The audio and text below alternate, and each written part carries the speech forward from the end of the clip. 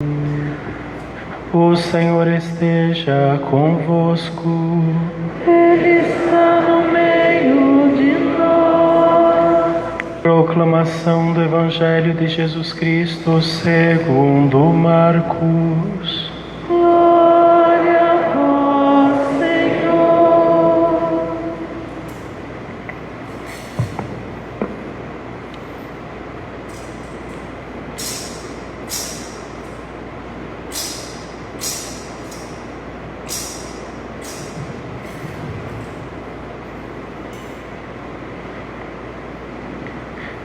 Depois que João Batista foi preso, Jesus foi para a Galileia, pregando o Evangelho de Deus e dizendo: o tempo já se completou e o reino de Deus está próximo.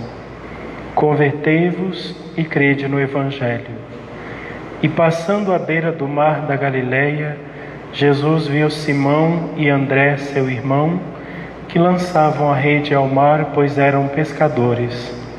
Jesus lhes disse: segui-me e eu farei de vós pescadores de homens. E eles, deixando imediatamente as redes, seguiram a Jesus. Caminhando mais um pouco, viu também Tiago e João, filhos de Zebedeu. Estavam na barca consertando as redes, e logo o chamou. Eles deixaram seu pai Zebedeu na barca com os empregados e partiram, seguindo Jesus. Palavra da salvação. Glória a vós, Senhor.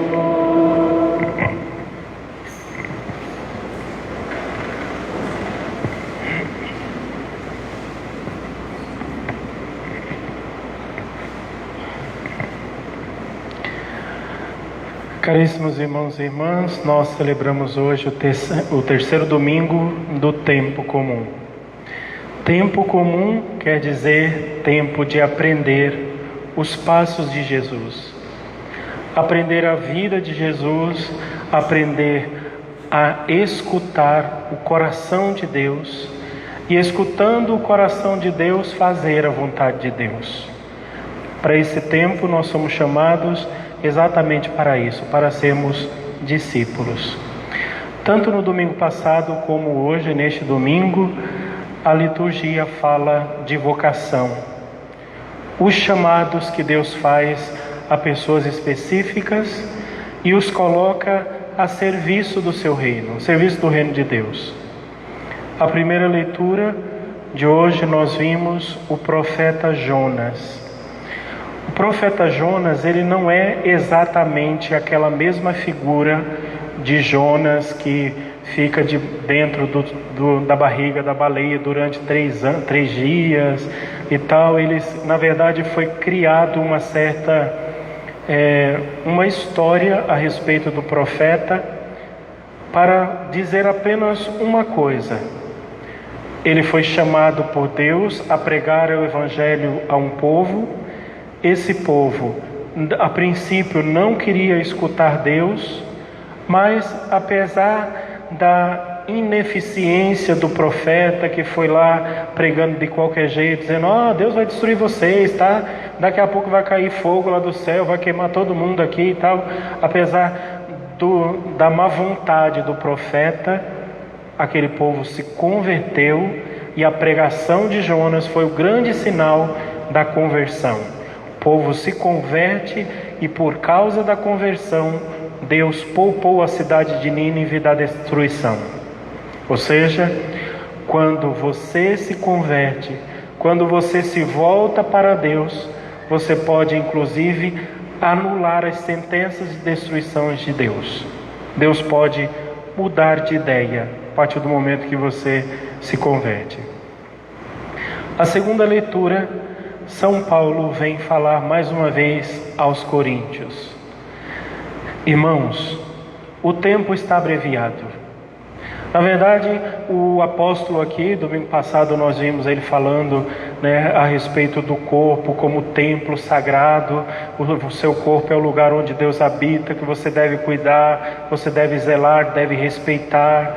E aqui São Paulo hoje ele vem dizer assim: olha, nós não temos tempo para este mundo. Isso aqui é uma pergunta que a gente precisa fazer todo dia, né? Você, como cristão católico, o que é que você pensa do seu futuro? Para onde você acha que você está indo? Qual é o seu destino? O que é que você quer da sua vida, já que você vê esta vida passando tão depressa, tão de repente, principalmente agora nós que estamos vivendo esta pandemia, né, esta doença aí tremenda, um monte de gente morrendo, a gente se coloca às vezes no lugar daquelas pessoas e diz: e se for eu o próximo? E se na próxima semana for eu que for acometido do Covid e de repente morro? Qual que é o meu futuro? Para onde eu vou? O que eu quero? São Paulo diz aqui hoje nesta leitura aos Coríntios: irmãos, vivam como se você não tivesse mais tempo. Sonhe com o céu, espere o céu, ame o céu, busque o céu, esteja disposto a ir para o céu.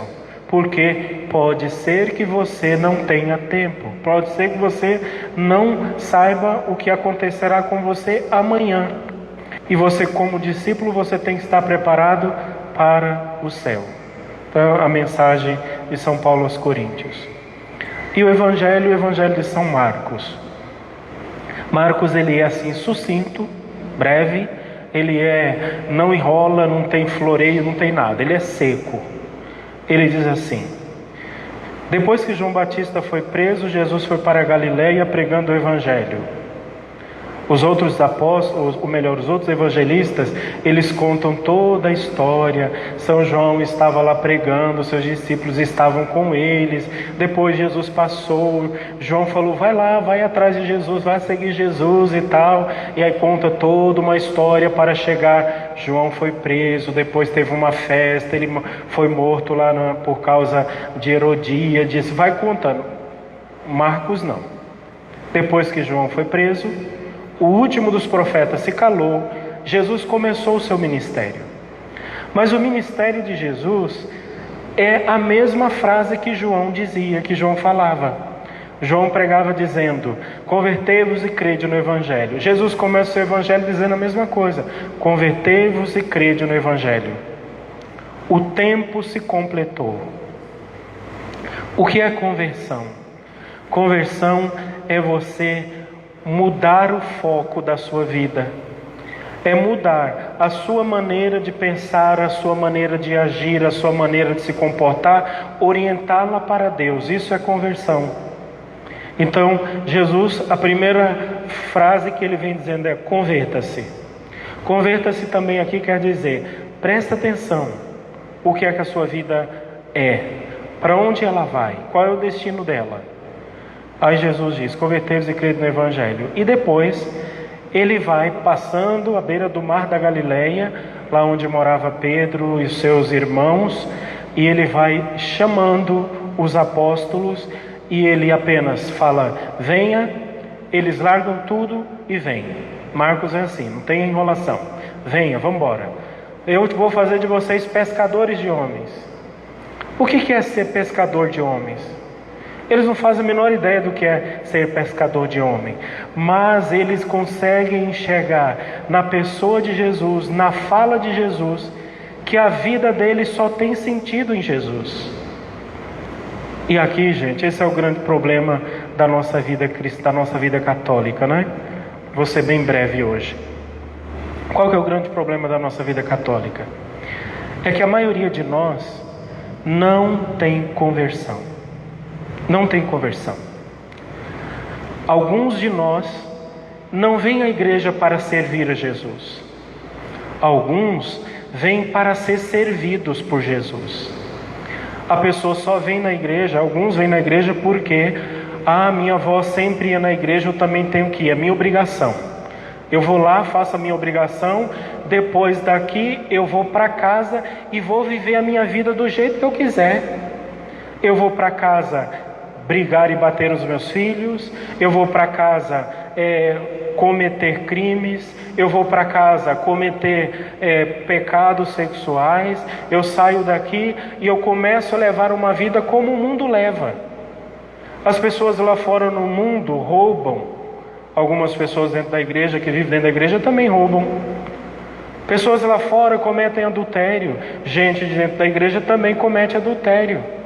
Lá fora as pessoas mentem, aqui também as pessoas mentem. Lá fora as pessoas querem status, querem cargos, querem ser reconhecidas, querem ser vistas, querem ser elogiadas, né, como o próprio Jesus critica os fariseus. Mas aqui dentro da igreja também as pessoas fazem assim. Lá fora as pessoas se vestem de qualquer jeito. As mulheres cristãs também se vestem de qualquer jeito. Dentro da igreja, fora da igreja, na casa, não sei o que. Está nem aí. Algumas mulheres cometem aborto lá fora, não, dentro da igreja também, né? Meu corpo, minhas regras, e vai embora, vamos embora. E a conversão, e o seguir a Cristo, e o entender para onde você foi chamado e de onde você é, e o se reconhecer em Jesus, encontrar o Cristo, viver com o Cristo, renunciar a esta vida e saber que existe uma vida me esperando. Os discípulos aqui no Evangelho de hoje, aqui tem até os nomes, eram eles Tiago, João, estavam ali consertando as redes, Simão, André, foram chamados por Jesus. Na hora eles não sabiam exatamente para que era que Jesus estava chamando eles, mas eles tinham plena consciência de que a vida deles era muito mais do que ficar lá no mar da Galileia pegando peixe, pescando. Eles sabiam que não era só isso. E alguns de nós vão ter que entender essas coisas. A sua vida não é só a sua empresa, não. A sua vida não é só o seu namorico. A sua vida não é somente a sua vida sexual. A sua vida não é os seus amigos, os seus churrascos, as suas bebidas, as suas viagens, os seus prazeres. A vida não é isso. Muito pelo contrário, isso daqui te amarra neste mundo e te faz perder o céu. E o discípulo de Jesus vai ter que aprender isso, vai ter que aprender. Quando Santa Teresinha do Menino Jesus foi até o bispo, ela tinha 13 para 14 anos, chegou lá e disse: olha, eu quero entrar para o convento. O bispo olhou para aquela menina e falou assim: moleca, volta para casa, vai brincar de boneca, vai cuidar da sua vida. E ela respondeu na lata, sem nem pensar: mas excelência, a minha vida é Cristo. Não tem outro sentido na minha vida que não seja Ele. Mas minha filha, vá para casa, você é tão novinha, pode ser que de repente você se case, você tenha uma família, você tenha um futuro. Ela ficou horrorizada com o bispo e disse assim: como assim? Um futuro longe de Deus é possível? Uma menina de 13 anos. E foi para o convento, passou a vida inteira dentro do convento, a vida inteira porque foi brevíssima a sua vida.